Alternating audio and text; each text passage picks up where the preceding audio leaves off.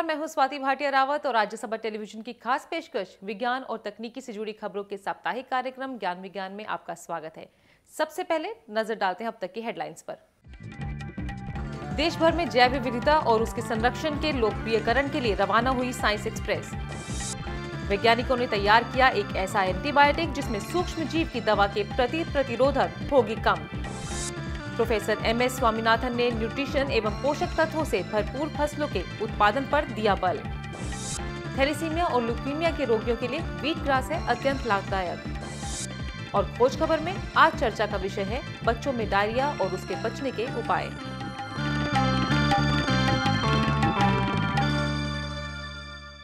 और अब खबरें विस्तार से। 1 लाख किलोमीटर की दूरी तय कर चुकी साइंस एक्सप्रेस ट्रेन ने अपने इस साल का सफर शुरू कर दिया है। पिछले 28 जुलाई को इसे दिल्ली से हरी झंडी दिखाई गई, जिसके बाद ये कुरुक्षेत्र के लिए रवाना हो गई। इस साल साइंस एक्सप्रेस देश भर में जैव विविधता और उसके संरक्षण के बारे में जानकारी प्रदान करेगी। पेश है ये रिपोर्ट। भारत की जैव विविधता के बारे में देश भर में जागरूकता फैलाने के लिए विज्ञान एक्सप्रेस ट्रेन के तीसरे चरण को सफदरजंग रेलवे स्टेशन नई दिल्ली से 28 जुलाई 2014 को हरी झंडी दिखाकर रवाना किया गया। विज्ञान एक्सप्रेस जैव विविधता स्पेशल, जिसे SEBS के नाम से भी जाना जाता है, पहियों पर स्थापित एक ऐसी प्रदर्शनी है जिसका उद्देश्य भारत की विशिष्ट जैव विविधता और इसकी सुरक्षा के बारे में जागरूकता फैलाना है। कुरुक्षेत्र के लिए रवाना की गई ये ट्रेन 194 दिनों के दौरान 57 स्थानों पर जाएगी और उम्मीद की जाती है कि इससे देश भर के 30 लाख विद्यार्थियों को लाभ होगा। विज्ञान एक्सप्रेस के रूप में जानी जाने वाली ये मोबाइल प्रदर्शनी 16 कोच वाली AC ट्रेन में आयोजित की गई है, जिसे अक्टूबर 2007 में लॉन्च किया गया था। लोगों को विज्ञान की उपलब्धियों के बारे में जानकारी देने के एक मंच के रूप में कार्य करते हुए इस ट्रेन ने देश भर की यात्रा 4 चरणों में की, जिसके दौरान इसने 1 लाख किलोमीटर की दूरी तय करते हुए 335 स्थानों की यात्रा की। 1205 दिनों में 1.09 करोड़ लोगों ने इस प्रदर्शनी को देखा। 2012 में इसने 190 देशों के प्रतिनिधियों को भारत की उन्नत जैव विविधता के बारे में जानकारी दी, जब भारत ने जैव विविधता पर सम्मेलन की अध्यक्षता की। SEBS का प्रथम चरण विश्व पर्यावरण दिवस 5 जून 2012 पर सफदरजंग रेलवे स्टेशन से लॉन्च किया गया था। विज्ञान एक्सप्रेस जैव विविधता विशेष व्यापक दर्शकों को टारगेट करती है और मुख्य रूप से स्कूल और कॉलेज के विद्यार्थियों और शिक्षकों पर ध्यान केंद्रित करती है। Biodiversity is a unique part of that. This train basically started with the Conference of Parties in Hyderabad in 2012, and this is the 3rd phase of it. But over the 6 phases earlier, between the science and the biodiversity, almost 1 crore of people have seen it. And what we find is that people who come here, they get so charged up that they go back to their schools, go back to their families and start doing activities. So it is not just a passive viewing. It is something which hopefully will become a momentous occasion in their lives. कि वो हमने देखी थी train और वहाँ से मेरा interest शुरू हुआ. So that is the type of response we are getting. इस ट्रेन के 8 कोचेस में पर्यावरण, वन और मौसम परिवर्तन मंत्रालय द्वारा भारत के विभिन्न जैव भौगोलिक क्षेत्रों में विस्तृत जैव विविधता को दर्शाया गया है। इस प्रदर्शनी में अन्य पक्षों को भी शामिल किया गया है, जैसे समुद्र व समुद्र तट, कृषि, माइक्रोबियल और वन जैव विविधता और उनका हमारे जीवन यापन से संबंध। अन्य कोचों में विज्ञान एवं तकनीकी विभाग ने प्रदर्शनी स्थापित की है, जिसके विषय हैं मौसम परिवर्तन, ऊर्जा और जल संरक्षण, चिरस्थायी विकास आदि। इस ट्रेन में बच्चों के लिए मौज मस्ती की गतिविधियों और विज्ञान की पहेलियों, गणित और पर्यावरण का एक विशिष्ट जोन है। इसके साथ साथ सामान्य प्रयोगों के माध्यम से सीखने के लिए जॉय ऑफ साइंस लैब और शिक्षकों के लिए एक आधुनिक चर्चा केंद्र और प्रशिक्षण सुविधा भी है।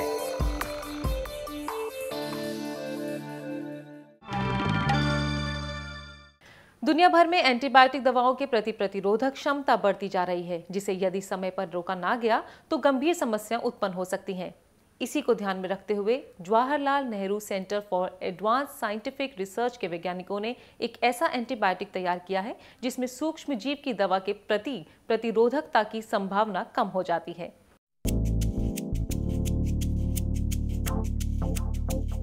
विश्व भर में एंटीबायोटिक के प्रतिरोधक रोगाणुओं के उत्पन्न होने की रिपोर्टों में लगातार बढ़ोतरी चिंता का कारण बनी हुई है।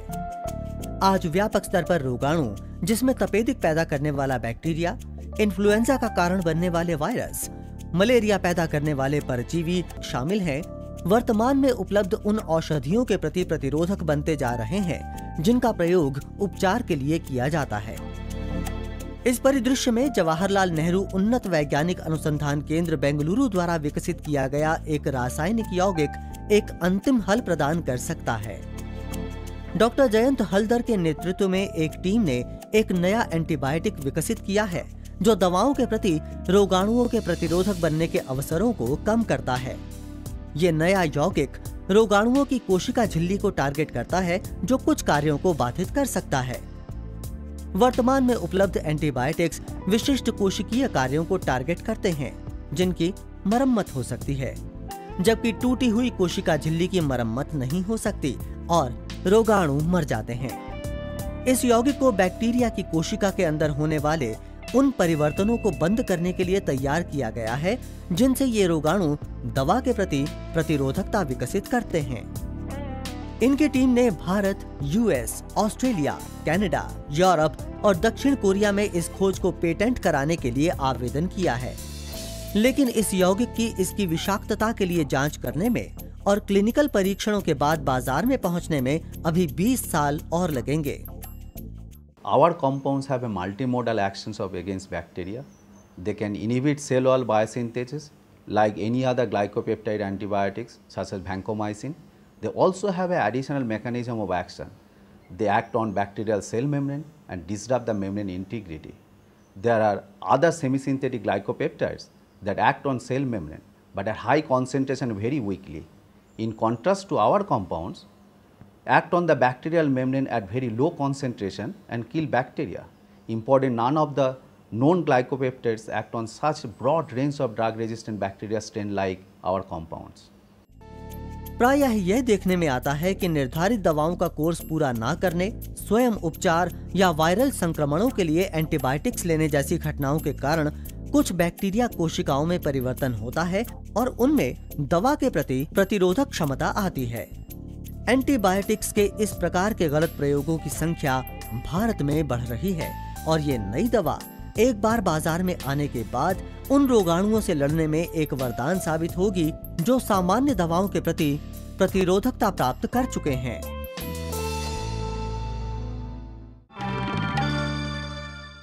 दक्षिण एशियाई देशों में पोषण और खाद्य सुरक्षा पर व्यापक समझ बनाने के लिए दिल्ली में एक 2 दिवसीय सम्मेलन का आयोजन किया गया। कार्यक्रम में जाने माने वैज्ञानिक प्रोफेसर MS स्वामीनाथन ने पूरे क्षेत्र में ऐसी फसलें पैदा करने पर जोर दिया जिससे न केवल खाद्यान्न की पूर्ति हो सके बल्कि भरपूर पोषण भी मिले। पेश है ये रिपोर्ट। कुपोषण बहुत से दक्षिण एशियाई देशों में और विकासशील देशों में एक मुख्य विकासात्मक चुनौती बनी हुई है। एक अनुमान के अनुसार संसार में सबसे अधिक कुपोषण के शिकार बच्चों की संख्या दक्षिण एशिया में है और उनकी संख्या चौंकाने वाली दर से बढ़ रही है। इस चिंता के संबंध में भारत में भोजन और पोषण सुरक्षा के लिए संगठित विभिन्न सदस्य संगठनों के एक समूह ने पोषण सुरक्षा में सुधार के लिए नीतियों और कार्य व्यवहारों पर दक्षिण एशियाई सम्मेलन 2014 का एक 2 दिवसीय सम्मेलन नई दिल्ली में आयोजित किया।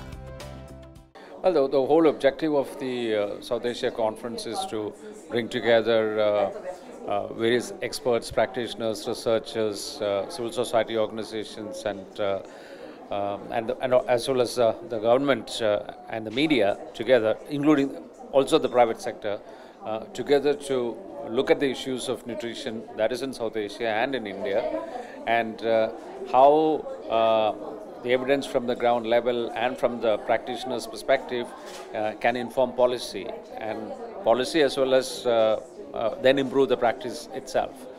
So that is the whole idea of this two-day conference. इस सम्मेलन का उद्देश्य कुपोषण की समस्या और संभावित रणनीतियों को समझना है ताकि दक्षिण एशियाई देशों के विभिन्न अनुभवों से मुद्दों को हल किया जा सके।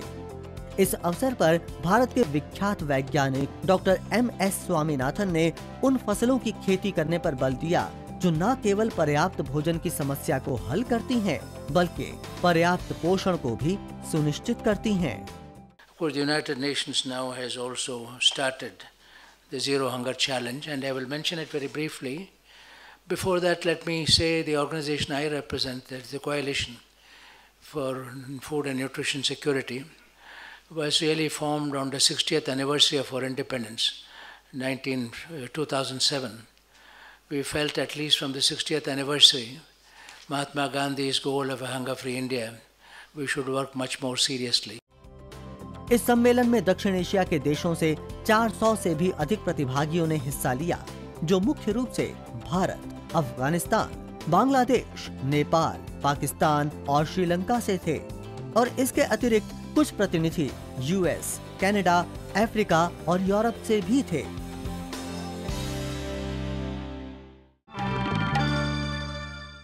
थैलेसीमिया और ल्यूकीमिया के रोगियों के लिए गेहूं का ज्वारा यानी व्हीट ग्रास बहुत ही लाभदायक दवा के रूप में काम करता है।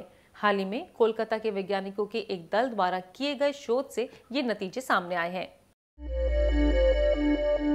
एक नए अध्ययन में नेताजी सुभाष कैंसर रिसर्च संस्थान कोलकाता के अनुसंधानकर्ताओं ने राष्ट्रीय आयुर्वेदिक औषधि विकास अनुसंधान संस्थान, स्वास्थ्य मंत्रालय और नील रत्न सरकार चिकित्सा महाविद्यालय कोलकाता के सहयोग से ये साबित किया है कि व्हीट ग्रास उन मरीजों के लिए जीवनदायक हो सकती है जो रक्त की बीमारी से पीड़ित हैं, जैसे थैलेसीमिया और ल्यूकेमिया। ये अध्ययन इस अवलोकन के बाद किया गया कि व्हीट ग्रास के रस को निरंतर पोषण के रूप में लेने से हीमोग्लोबिन का स्तर बढ़ता है और थैलेसीमिया और ल्यूकेमिया के रोगियों में रक्त आधान यानी ब्लड ट्रांसफ्यूजन में कमी आती है। We started our work with wheatgrass juice in the year 2002, when our cancer and thalassemia patients were given fresh wheatgrass juice as a nutritional supplement. Surprisingly, we have seen that both in leukemia and thalassemia patients, the blood transfusion requirement is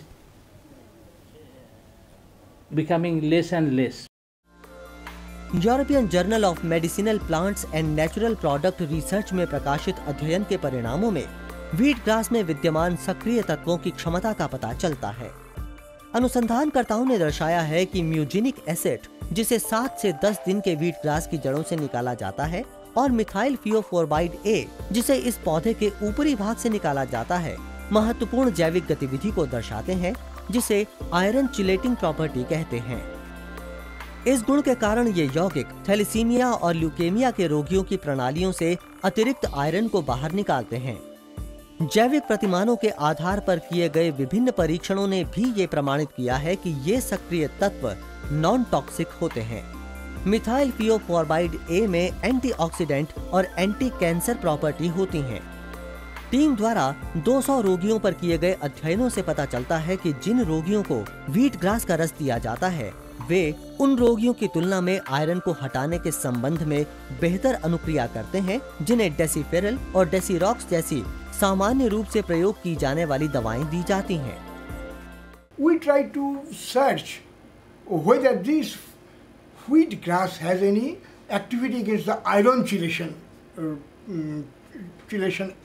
So we analyze in vitro study. We analyze whether the wheat grass juice has any effect on iron quenching activity. And we found surprisingly that this has a great role to quench the iron. Wheat grass के रस को आयुर्वेद में प्राचीन समय से अतिरिक्त पोषण के रूप में दिया जाता है और इसमें vitamin A, C, calcium, magnesium, phosphorus, potassium, sodium, sulphur, cobalt प्रचुर मात्रा में होते हैं।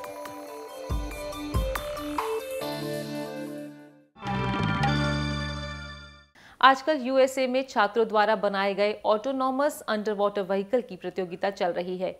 इस प्रतियोगिता में भारत की भी 4 टीमें हिस्सा ले रही हैं।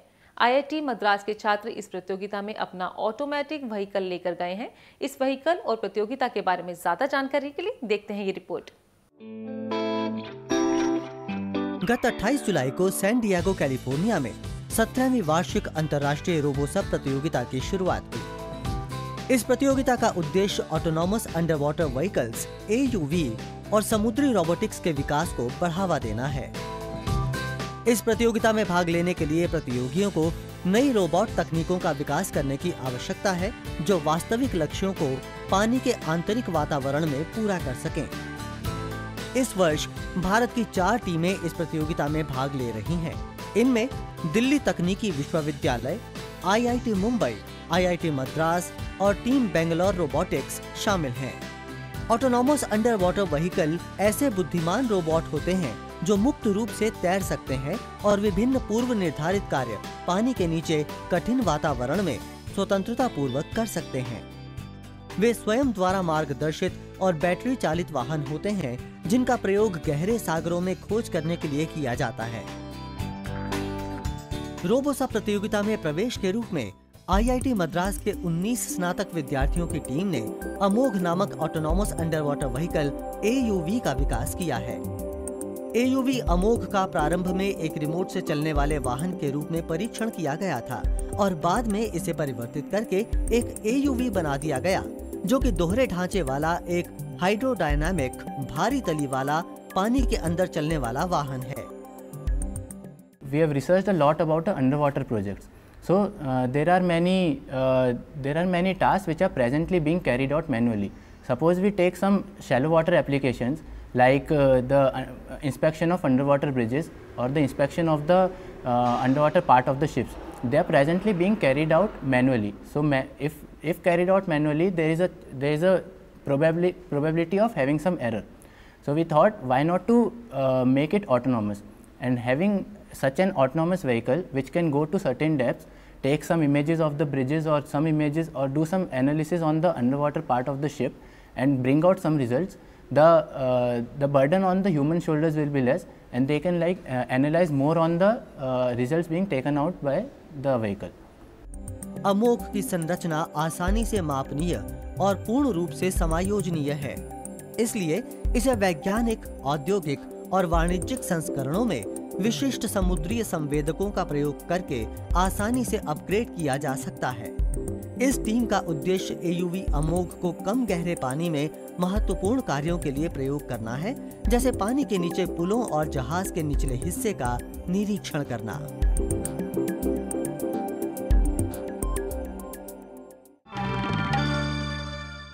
तो अभी वक्त है एक छोटे से ब्रेक का। जल्द हाजिर होते हैं। देखते रहिए कार्यक्रम ज्ञान विज्ञान।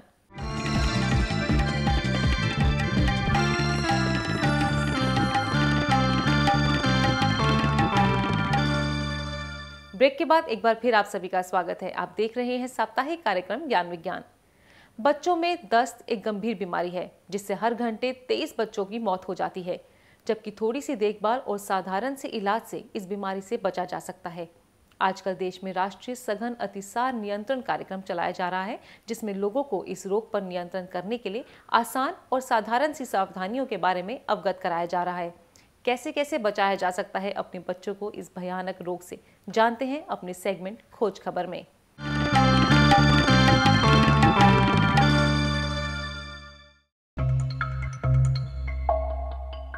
डायरिया भारत सहित बहुत से विकासशील देशों में चिंता का एक मुख्य कारण बना हुआ है। हमारे देश में डायरिया बच्चों की मृत्यु का तीसरा सबसे बड़ा कारण है।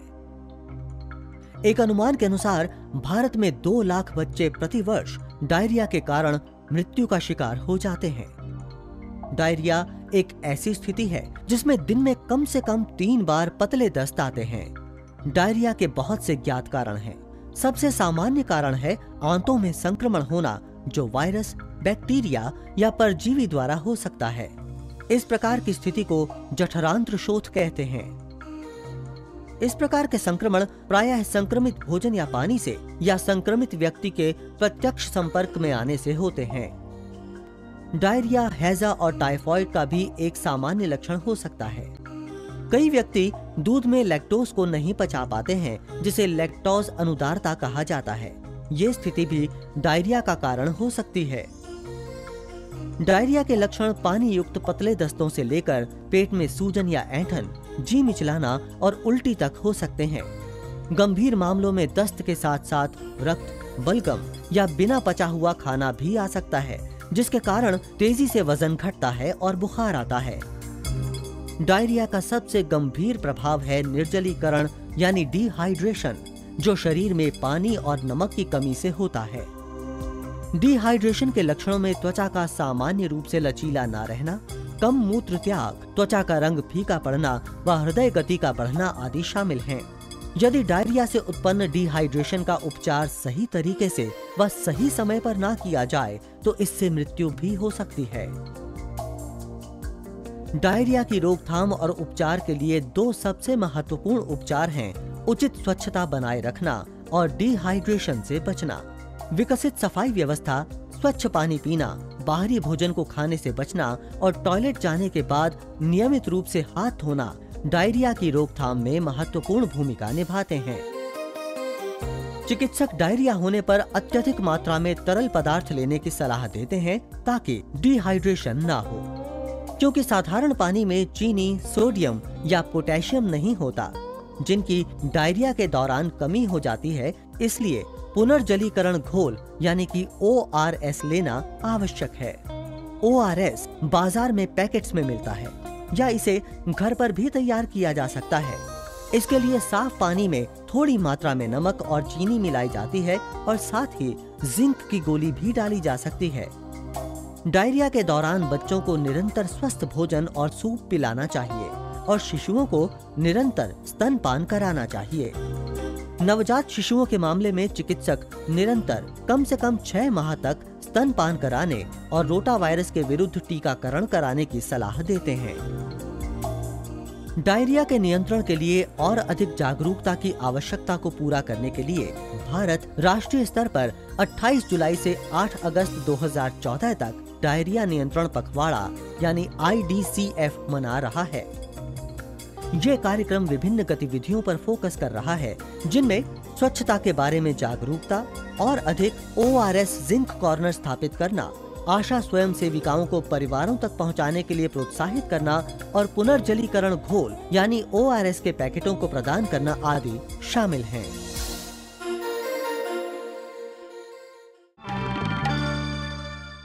और क्या है इस सप्ताह में इतिहास में विज्ञान का योगदान, जानेंगे अपने सेगमेंट इतिहास के पन्नों में।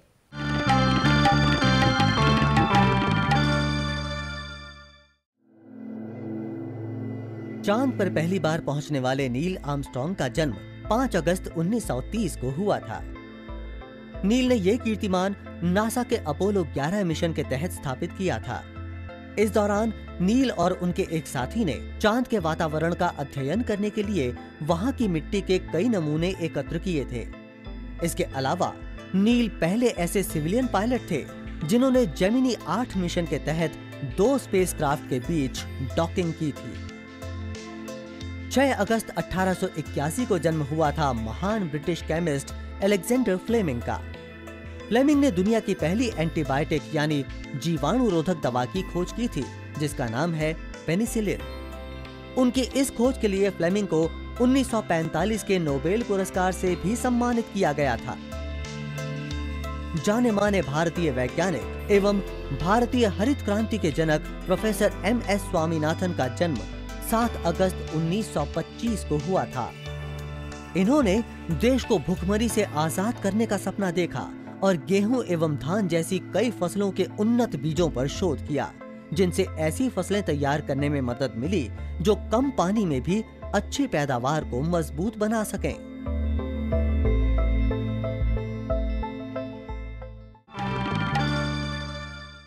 और अब जाने से पहले साइंस एक्सप्रेस में नजर डालते हैं देश विदेश में होने वाली कुछ अन्य मुख्य वैज्ञानिक गतिविधियों पर।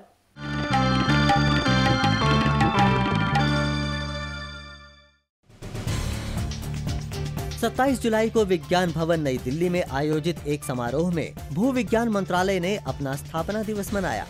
इस अवसर पर मंत्रालय ने देश को विभिन्न सेवाएं प्रदान करने में अपने योगदान से सबको अवगत कराया। भू विज्ञान मंत्रालय मॉनसून और अन्य मौसम संबंधी मानदंडों, सागरीय स्थिति, भूकंप, सुनामी और अन्य भू प्रणाली से संबंधित प्रक्रियाओं के बारे में एकीकृत कार्यक्रमों व विज्ञान और तकनीकी संसाधनों के प्रयोग के माध्यम से अनुमान लगाता है। इस अवसर पर देश भर के बहुत से अनुसंधानकर्ताओं और युवा विद्यार्थियों को भू और पर्यावरणीय विज्ञानों में उनके विशिष्ट योगदानों के लिए पुरस्कार और प्रमाण पत्र प्रदान किए गए। दिल्ली चिड़ियाघर ने हाल ही में एक मुख्य परिवर्तन योजना आरंभ की है, जो परिसर को जानवरों के लिए सहायक बनाने और उन्हें सक्रिय बनाने पर केंद्रित है। इस कार्यक्रम के अंतर्गत विभिन्न प्रजातियों के घरों का नवीकरण किया जा रहा है। प्राधिकरण चिंपैंजियों के लिए झूले, हाथियों के घरों में लकड़ी के लट्ठे, स्वतंत्र रहने वाले पक्षियों के लिए बनावटी घोंसले और हिरणों के लिए भोजन की टोकरियां स्थापित करने की योजना बना रहा है। अधिकारियों को उम्मीद है कि ये उपाय इस सुविधा को नया लुक प्रदान करने के अतिरिक्त जानवरों को सक्रिय और स्वस्थ रहने में भी सहायता करेंगे। दिल्ली चिड़ियाघर प्राधिकरण यहां आने वाले लोगों के लिए भी विभिन्न सुविधाओं को दिसंबर तक तैयार करने की दिशा में कार्य कर रहा है और बेहतर विवरण के साथ नए साइन बोर्ड लगा रहा है। हैरान कर देने वाली एक नई खोज में नासा के स्पेसक्राफ्ट कैसिनी ने शनि ग्रह के चंद्रमा एनसीलेडस पर 1001 गर्म पानी के झरनों की खोज की है। आंकड़ों को इकट्ठा करने के लिए ताप संवेदी उपकरणों का प्रयोग करते हुए स्पेसक्राफ्ट कैसिनी ने पाया कि ये गर्म पानी के झरने एनसीलेडस की बर्फ के नीचे फंसे समुद्र की दरारों से उठते हैं। इस खोज ने वैज्ञानिकों को उत्साहित किया, क्योंकि पानी को अंतरिक्षीय सूक्ष्म जीवों के रहने के लिए एक आधारभूत तत्व माना जाता है। स्पेसक्राफ्ट कैसिनी 7 वर्षों से एनसीलेडस का सर्वेक्षण कर रहा है। विज्ञान और तकनीकी के राज्य मंत्री स्वतंत्र प्रभार जितेंद्र सिंह ने लोकसभा में एक प्रश्न का उत्तर देते हुए बताया कि विदेशों में कार्य कर रहे कुछ NRI वैज्ञानिक भारत में कार्य करने के इच्छुक हैं। उन्होंने ये भी कहा कि विनिमय कार्यक्रमों को बढ़ावा देने के लिए सरकार एक भारत फ्रांस वैज्ञानिक परिषद पर भी कार्य कर रही है। उनके अनुसार रिसर्च प्रकाशनों की संख्या में भी 50% की बढ़ोतरी हुई है। भारतीय उष्णकटिबंधीय मौसम संस्थान पुणे ने 30 और 31 जुलाई को मौसम परिवर्तन, मॉनसून विविधता और अनुमान और मौसम सेवा एक वैज्ञानिक उपागम विषय पर एक हिंदी सेमिनार आयोजित किया। इस सेमिनार का उद्देश्य वैज्ञानिक विषयों की लोगों के सामने हिंदी में चर्चा करना था, जो देश में सबसे अधिक बोली जाने वाली भाषा है। ज्ञान विज्ञान के कार्यक्रम में आज इतना ही। आपको हमारा ये कार्यक्रम कैसा लगता है, इसके बारे में आप अपने सुझाव और प्रतिक्रियाएं हमें ईमेल कर सकते हैं। हमारा ईमेल एड्रेस है news@vignanprasar.gov.in। आप चाहें तो हमें पत्र भी लिख सकते हैं। हमारा पता है विज्ञान प्रसार, C24, कुतुब इंस्टीट्यूशनल एरिया, नई दिल्ली 110016। तो आज के लिए बस इतना ही। अब हमें दीजिए इजाजत। अगले हफ्ते फिर होगी आपसे मुलाकात। तब तक के लिए देखते रहिए राज्यसभा टेलीविजन। नमस्कार।